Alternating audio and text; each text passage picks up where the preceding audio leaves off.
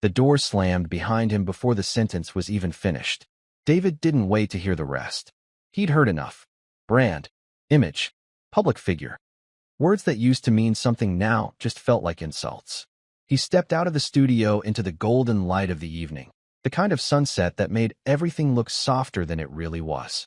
The air was warm, thick with the smell of asphalt and perfume from the people passing by. A car horn blared somewhere down the street, a reminder that the world was still moving, even if he wasn't. For a moment, he just stood there on the sidewalk, hands still shaking from the argument.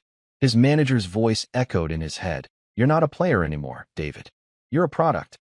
That sentence hurt more than he expected, because it wasn't entirely wrong. The last few years had turned him into something polished, rehearsed, perfect for cameras. But right now, standing under a burning sky, he felt stripped of all that. Just a man who'd lost his temper in front of too many people. He reached for his phone, then stopped. The thought of calling his driver made him sick. No, not this time. He put his phone in his pocket, ignored the curious glances, and started walking. No direction, no destination. Just away. The sun hit the glass towers, scattering gold over the streets. His reflection followed him in every window. Designer clothes, tired eyes, the posture of someone who'd spent too long pretending to be fine. For the first time in years, he wasn't walking onto a pitch, or into a photo shoot, or toward applause. He was just walking home, and he didn't even know where that was anymore. The city glowed in amber, every building touched by the dying light. It was that hour when everything slows, traffic softens, shopkeepers roll down shutters, and people hurry home before the dark fully settles. But David wasn't hurrying anywhere. He just kept walking, the rhythm of his steps steady, deliberate, almost stubborn. He had no security trailing behind, no car idling at the curb, no assistant asking where to next. It was strange how quiet fame became when no one expected anything from you. He passed a billboard, his own face staring down at him. Perfect jawline, confident grin, the tagline reading "The legend lives on." He stopped for a second, staring at that smiling version of himself above the street. It didn't even look like him anymore. That man had shine in his eyes, certainty in his stance. This version, the one standing under the sign, just looked tired. A few people walked past, some glanced at him quickly, squinting as if trying to decide whether it was really him or just someone who looked like him. One man slowed down, then shook his head. "Can't be," he muttered, and kept walking. David smiled at that, a quiet, almost grateful smile. For once, anonymity felt like freedom. The sound of a ball bouncing broke his thoughts. Somewhere nearby, behind a small row of shops, he heard laughter, the kind that only kids make when nothing in the world matters except the game. He followed the sound around the corner and saw them, 5 or 6 boys kicking an old ball on cracked pavement. Their shoes mismatched, one kid playing barefoot, the sunset glowing behind them like fire on their backs. He stood there watching, hands in his pockets, feeling something tug inside him. Not nostalgia exactly, but recognition. The way one of the boys tripped, got up, kept running. It was exactly how he used to play. Before contracts. Before headlines. Before everything. He leaned against a wall, unseen, and for a brief moment, he wasn't David Beckham the icon. He was just a kid from East London again, skinny, messy-haired, chasing a ball until his lungs burned. The ball rolled toward him suddenly, bumping gently against his foot. The laughter stopped. All the kids froze. He looked down at the ball, scuffed, worn, the stitching barely holding. He nudged it back with a small kick. "Nice control," one of the boys said, half teasing. David smiled. "Had a bit of practice." They laughed, but not because they knew him, because he sounded like someone's dad joking around. And in that single second, under the last orange light of the day, it felt like the world had quietly forgiven him for everything. He didn't know what would happen next. He just knew he wasn't done walking yet. He stood there a little longer, hands resting in his pockets, the smell of warm asphalt and dust hanging in the air. The boys had already gone back to their game, the noise of their laughter echoing between the walls like music. The sunset had started to fade, melting from gold into deep orange, the kind of light that makes the city look older, almost nostalgic. David started walking again, this time slower, taking in every sound. The thump of the ball behind him, the hum of a bus somewhere in the distance, the faint whistle of wind brushing past the narrow alleys. It was the kind of evening that should have felt peaceful, but inside him, something still burned. He passed a cafe he'd visited years ago, back when he was still playing. He remembered coming here with the team after a big win. The jokes, the shouting, the feeling that nothing could ever go wrong. Now the cafe was smaller, quieter. Through the window, he saw an old couple sharing a plate of fries, heads leaning close, smiling at something only they understood. For a moment, he envied them, not for their peace, but for their smallness. Their world was tiny, and that made it whole. He took a deep breath and moved on. Every few meters, he saw another version of himself. Posters, product displays, a life turned into decoration. His face on a cologne ad, his name on a store sign, a younger man frozen in perfect lighting, while the real one walked by unnoticed. He caught his reflection in one of the glass windows and stopped. The light hit just right, enough to show the wrinkles around his eyes, the faint gray at his temples, the stiffness in his jaw. He didn't hate it, but he didn't recognize it either. He thought of what his manager had said earlier.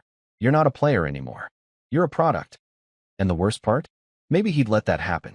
Maybe somewhere along the way, he'd traded being human for being flawless. A young couple passed behind him. The girl whispered, "He looks like Beckham." The guy shrugged, "Nah, Beckham doesn't walk alone." David almost laughed at that. "Not usually," he murmured under his breath. He turned off the main road and wandered into a quieter street. Old brick buildings, flickering shop lights, the kind of place no one took photos of. The last bits of sunlight slipped behind the rooftops, leaving only a soft glow over the horizon. It felt right to be here, invisible, ordinary, real. For the first time in years, he wasn't expected to smile, to pose, to be anything more than a man walking home at sunset. But he could feel something shifting inside, the weight of all the years, all the noise, all the pretending. And with every step, the silence around him started to feel less like loneliness and more like truth. The street narrowed, winding past shuttered shops and small bars that glowed dimly from the inside. The warm light spilled onto the pavement, painting long lines of gold that faded with every step he took. Somewhere a guitar played softly. Not a concert, just a man sitting on a stool near the doorway, singing to no one in particular. David slowed down, the melody catching him off guard. It wasn't familiar, but it reminded him of something he couldn't name. A locker room hum before a game, maybe, or a lullaby his mother used to sing when he couldn't sleep. Simple, imperfect, human. He reached an intersection and stopped. The city stretched out ahead, quiet, heavy with that in-between stillness that comes just before night takes over. Cars rolled by lazily, their headlights flashing in the glass of nearby windows. He could feel the day ending, and for the first time, it didn't scare him. Then he saw it. A small football field behind a chain-link fence. Half the lights were broken, and weeds climbed along the edges. But the goalposts still stood, crooked and rusted, like old soldiers refusing to fall. He stepped closer, resting his hands on the fence. The place smelled like cut grass and metal, the kind of smell that never leaves you if you grew up chasing a ball. He stood there for a while, watching a single boy practicing alone inside. Maybe 12, maybe 13, small, focused, missing every other shot, but never giving up. David couldn't help it. He smiled. He could see himself in that kid. The awkwardness, the obsession, the quiet belief that someday all this would mean something. The boy missed another shot, the ball rolling toward the fence. Without thinking, David slipped through the open gate, picked it up, and rolled it back gently. "Keep your shoulders down when you hit it," he said. The boy looked up, confused, squinting into the sunset. "Thanks," he said shyly, then added, "You sound like my coach." David chuckled. Maybe he's a smart man. The boy kicked again, cleaner this time. The ball flew straighter, kissing the net before bouncing out. He turned, grinning. "Better."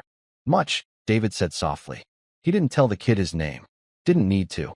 The moment was perfect as it was, simple, unrecorded, real. He stayed a little longer, watching the kid play until the light began to fade completely. As he turned to leave, he glanced once more at the field. The dirt, the crooked posts, the determination of one kid who still believed the world could be conquered with one good kick.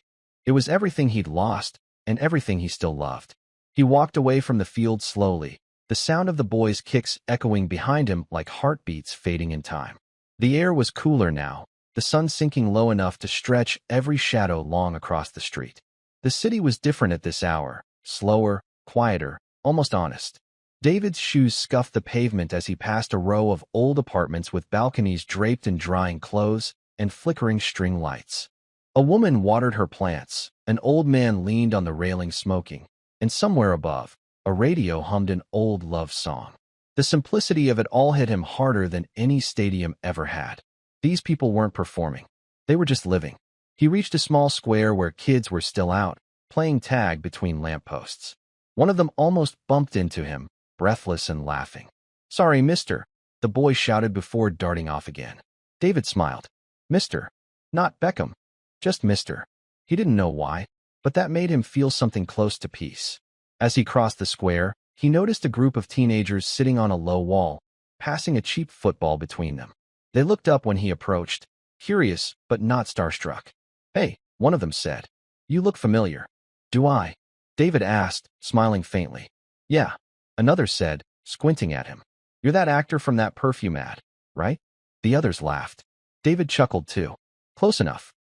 They weren't mocking him, just teasing, the way boys do when they don't quite know who they're talking to.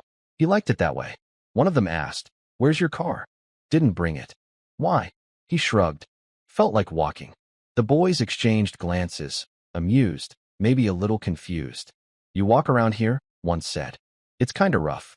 "Yeah," David replied. But rough's where the real stories live. They liked that answer. It made them laugh, but it also made them think. One of them, the youngest, tossed him the ball. "Bet you can't juggle it more than 10 times, he said, grinning. David caught it on reflex. His hands remembered before his mind did. He set it down, gave it a light tap, and the rhythm began. 1, 2, 3.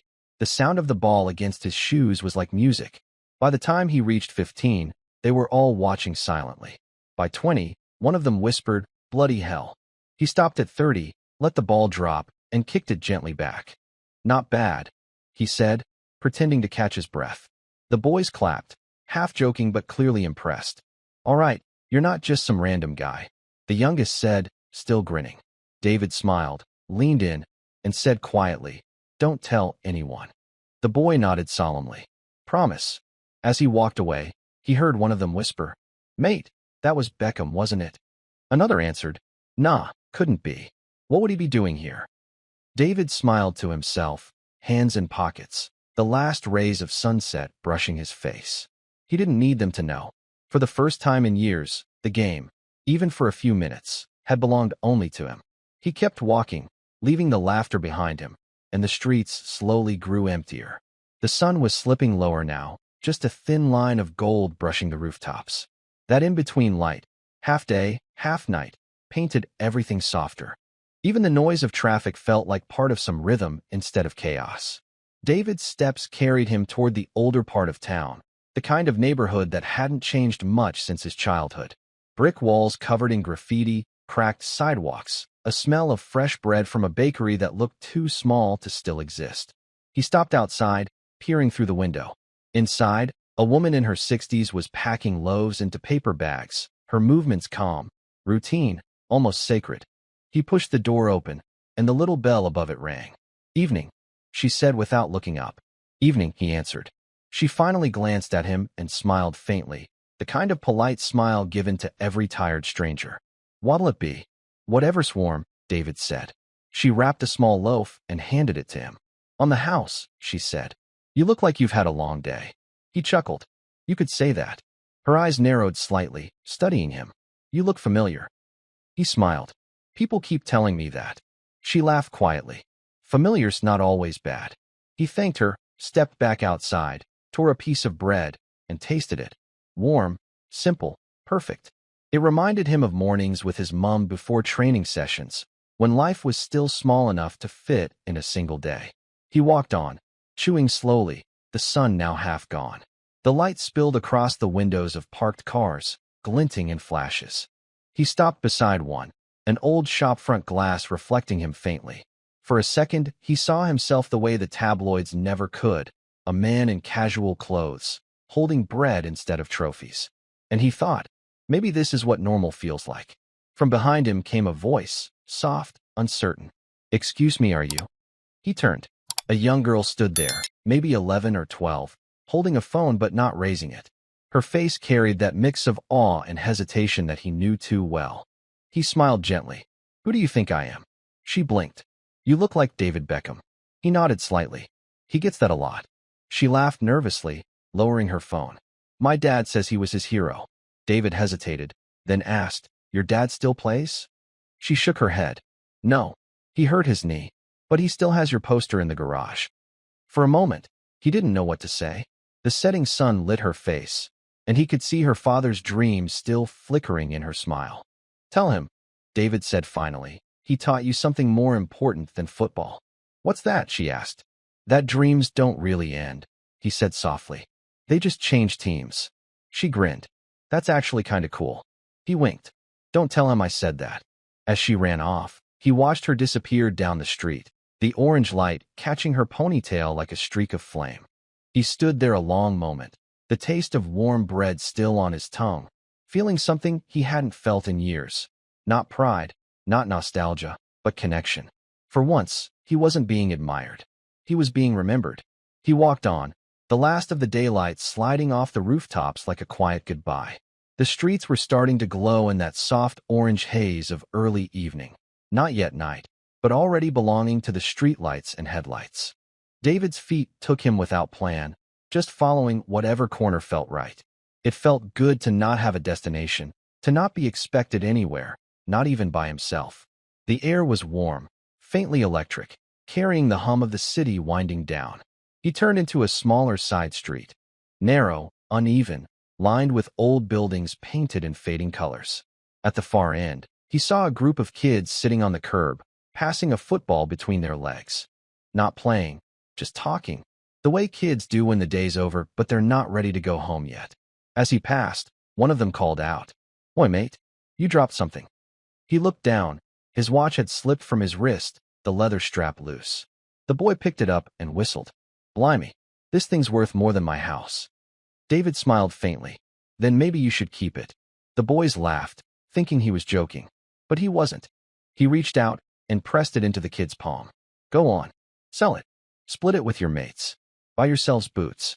Or something stupid. Doesn't matter." The boy froze. "You serious?" "Dead serious," David said. "Just don't waste it." The others looked at each other, wide-eyed, unsure if they were being pranked. One of them finally asked, "Why would you do that?" He paused, looking at the setting sun reflecting off the shop windows. "Because some things lose value if you hold on to them too long." They didn't quite understand, not fully, but they nodded anyway. The boy slipped the watch into his pocket carefully, like it was made of glass. Then one of them squinted. "Wait, you do look like Beckham." David chuckled. "Yeah, I get that sometimes." The boys laughed again, one of them shouting, "Tell him thanks for the watch," and they all burst out cackling. He grinned, turned, and kept walking. Behind him, the laughter grew louder, honest, bright, unfiltered. He looked down at his bare wrist, pale where the watch had been, and realized he didn't miss it. Not at all. For years he'd worn things that told the world how much his time was worth. Tonight, for the first time, he'd given time away, and it felt better than keeping it. He walked further down the narrow street, the laughter of the boys still echoing faintly behind him. The sun was almost gone now, just a sliver of deep orange sinking behind the skyline, stretching shadows long across the road. The air had changed too, cooler now, softer, carrying the faint scent of the river somewhere nearby. David's steps slowed. He didn't know why, but the silence after that laughter felt heavy, almost meaningful. He'd given away a watch, yes, but it wasn't about the watch. It was the act itself, a small surrender, a quiet rebellion against everything his life had turned him into. He reached a bridge, an old one, iron and brick, the kind that had seen generations of people come and go. Cars rumbled softly overhead, but beneath, the world was still. The river below caught the colors of the sky, violet, gold, and a bit of ash gray.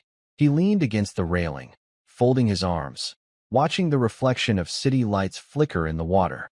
For a moment, he thought about how much time he'd spent trying to look forward to the next deal, the next photo, the next game, the next title.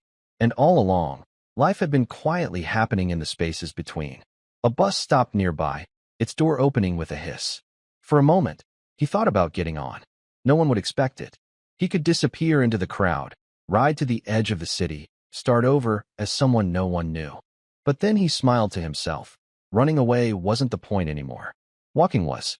He stayed leaning on the railing until the bus drove off, and the sound faded. Somewhere behind him, a small radio played from an open window, a football commentator's voice crackling over static. And you can't deny his legacy, one of the most iconic players the game has ever seen. David laughed quietly under his breath. Legacy. The word had started to sound less like a reward and more like a weight. Everyone wanted to talk about the legend, the brand, the icon. But no one ever asked if the man underneath all that still liked the game. He looked down at the water again, saw his reflection waver in the ripples, soft, fractured, human. He whispered, almost to himself, I still do. It surprised him how true that felt. He still loved it. The ball, the grass, the sound of a goalpost ringing, the feeling of missing and trying again. The pure, stupid joy of the game that didn't need cameras or crowds. A breeze passed, carrying the last hint of warmth from the sunset, brushing against his face like an old friend saying goodbye. He straightened up, pushed himself gently off the railing, and started walking again. His hands were empty now, his wrist bare, but somehow he felt lighter, like he'd left a small piece of the noise behind with every step. The night wasn't calling him anywhere. It was just walking beside him, quiet and loyal, like the game itself always had. By the time he reached the busier part of the city again, the sky had turned completely violet, with streaks of gold still clinging stubbornly to the horizon. The shop lights had taken over where daylight left off, buzzing softly, neon signs flickering between life and death. The sidewalks were crowded now, people hurrying home, couples laughing, the hum of everyday life all around. No one paid attention to him.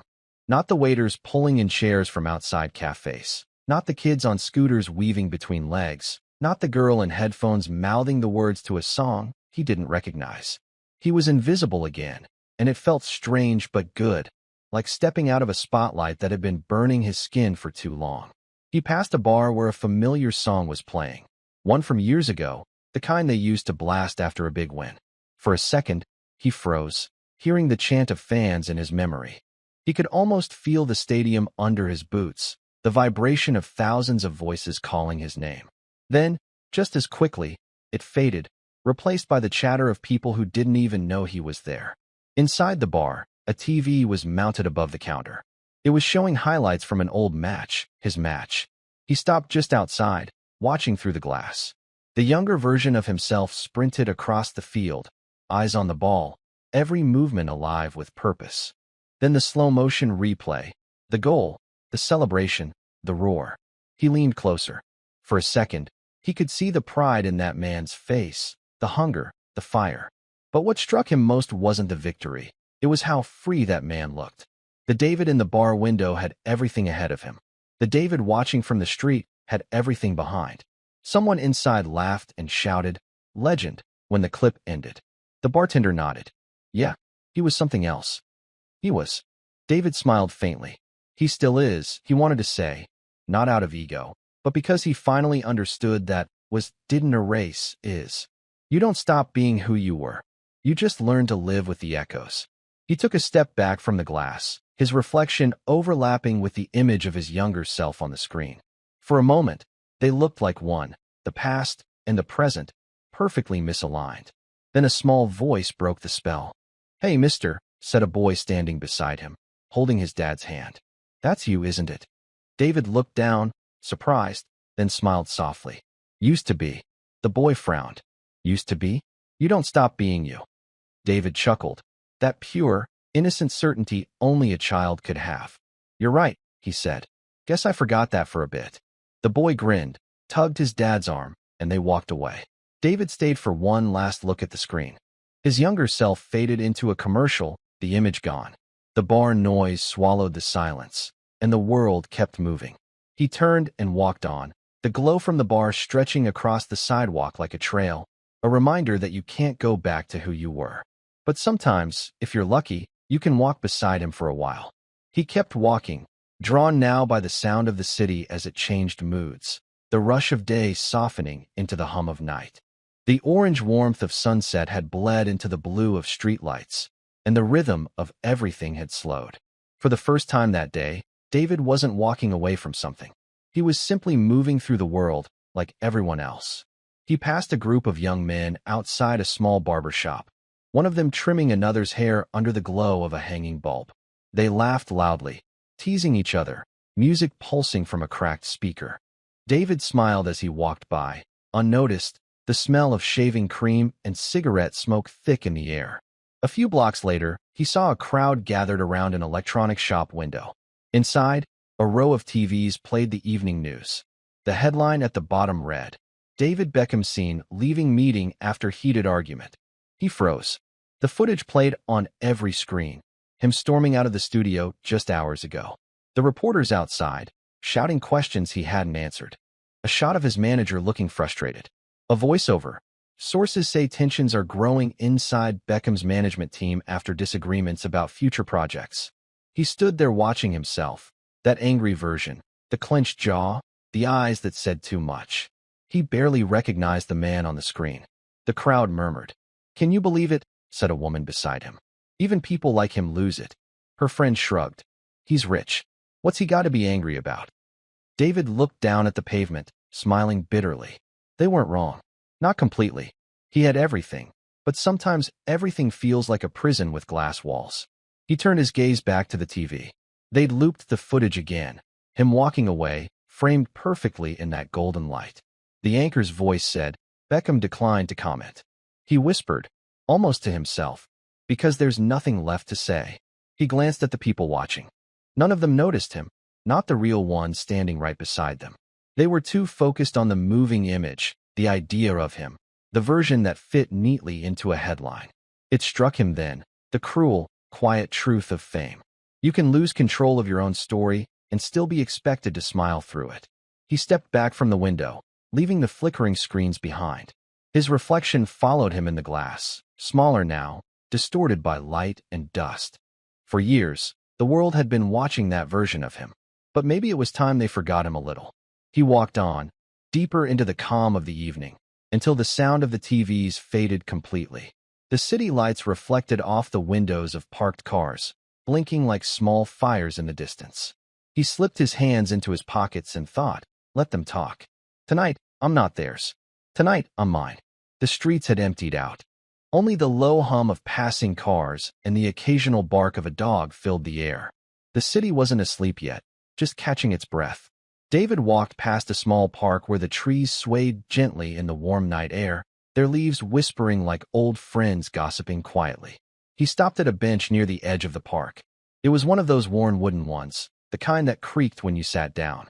He lowered himself onto it, stretching his legs, staring out at the empty swings moving slightly in the breeze. The world felt wide and calm. No cameras, no schedules, no expectations. Just the quiet pulse of a city that didn't care who he was. He rested his elbows on his knees, rubbed his hands together, and exhaled. His watch was gone, his phone dead somewhere in his pocket, his name on the news. And yet, for the first time in a long while, he didn't feel like he was losing anything. He tilted his head back and looked at the sky. The stars were faint, blurred by the city glow, but they were there. He thought about how many nights he'd spent in hotels, in new cities every week, staring at ceilings that all looked the same. He'd missed this, not just the stars, but the feeling of being in the world, not above it. A few meters away, an older man sat down at the far end of the bench. He looked rough around the edges, work boots, tired eyes, hands that told stories of labor. He nodded toward David, the kind of polite gesture strangers share when neither wants to talk, but both respect the silence. After a while, the man spoke. Long day. David smiled faintly. You could say that. The man grunted. You and me both. He rubbed his hands together, glanced sideways. You look familiar. David chuckled quietly. Everyone says that tonight. The man shrugged. Doesn't matter who you are. Nights like this, they make us all look the same. David looked at him properly for the first time, at the weariness, the honesty. He nodded slowly. Yeah, he said. I think that's the point. They sat in silence for a while. Two men who'd lived entirely different lives, but somehow ended up on the same bench, breathing the same air. When the man stood to leave, He patted David's shoulder lightly. "Whatever it is," he said, "it'll pass." David smiled. "Thanks." After the man walked off, David stayed a little longer, listening to the crickets and the distant buzz of traffic. His pulse matched the rhythm of the city, steady, unhurried, real. He leaned back, closing his eyes. For once, he wasn't thinking about tomorrow or yesterday. Just this moment. Warm air, soft sounds, and the quiet company of strangers. It wasn't peace that found him tonight. It was something better, acceptance. The walk home took longer than it should have. He didn't mind. The air had that perfect calm of late evening. Warm but quiet, the kind of silence that doesn't ask questions. Streetlights flickered on one by one, painting pools of gold across the sidewalk. David turned down a smaller street, where the buildings looked older and the air smelled faintly of jasmine from someone's garden. The night wasn't heavy. It was light, almost weightless, the world holding its breath. When he finally reached the gate to his house, he stopped. The windows glowed softly from inside. He could hear faint laughter, his kids somewhere upstairs, a TV humming in the living room, and the rustle of pages turning. Life. Ordinary life. He didn't go in right away. He stood at the gate, hands in his pockets, watching. The path leading to the door was lined with small lights, and the front steps had a pair of sneakers left scattered, one upside down. That little mess, that imperfection, made him smile. He walked up slowly, opened the door without making a sound. The familiar scent hit him immediately, vanilla, candle wax, and something cooking that had gone cold. He toed off his shoes, listening. "David." Her voice came from the kitchen, calm, soft, the way she always said his name when she didn't need to ask anything. He stepped in, and Victoria was standing by the counter, tea in hand, wearing an oversized hoodie that wasn't hers. She looked at him for a second, not surprised, not upset, just reading him. "You walked home," she said. It wasn't a question. He nodded, smiling faintly. "Yeah." She studied him for a moment, then walked over and brushed her thumb across his wrist, the one that used to hold the watch. "You lost it." He shrugged, gave it away. That earned the smallest smile from her, the kind that said, "I understand, even if I don't." "Kids are asleep," she said quietly. "You hungry?" He shook his head. "No, just tired." She nodded and turned off the kitchen light, the room falling into the soft amber glow of the hallway. "Come to bed then," she said. He followed her up the stairs, the old wood creaking beneath their feet. The house was quiet, safe, real. In their room, he sat on the edge of the bed, pulling off his jacket. Through the open window, he could see the faint shimmer of the city, the same one he'd just walked through. It looked different now, softer. Victoria slid under the covers and looked at him. "Long day." He smiled. "The longest." "Good one." He thought for a moment. The laughter of the kids in the street, the boy on the field, the stranger's advice in the park. All of it flickered through his mind like snapshots. "Yeah," he said finally. "The best one in a while." She smiled, eyes closing as he lay down beside her. The sheets were cool, the room still. For the first time in years, he didn't feel the weight of who he was supposed to be. He didn't feel watched or remembered or judged. He was just David, a man who had walked home and found something waiting there that no fame could ever give back. And as the city's last lights blinked outside the window, he whispered quietly into the dark, "I'm home."